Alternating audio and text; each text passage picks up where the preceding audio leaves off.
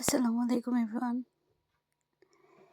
আজকে যে ভিডিওটা দেখতেছো এটা আসলে কানাডায় আসার আগে আমার বাসায় লাস্ট ইফতার বলতে পারো একদম হঠাৎ করে একটা ইফতারের আয়োজন করেছিলাম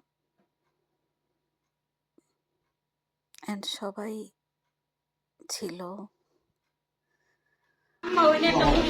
আব্বু আশেপাশে ছিলাম আমি তো আজকে গোসল করি নাই। আমি আজকে তো ঢাকা আসার কোনো কথা না। আমার ভিডিওতে আমার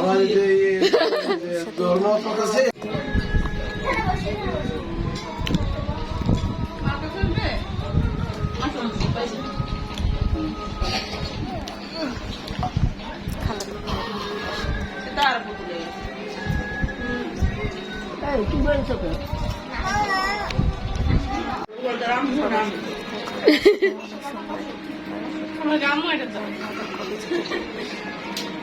স্মৃতি হিসাবে রেখে দিলাম।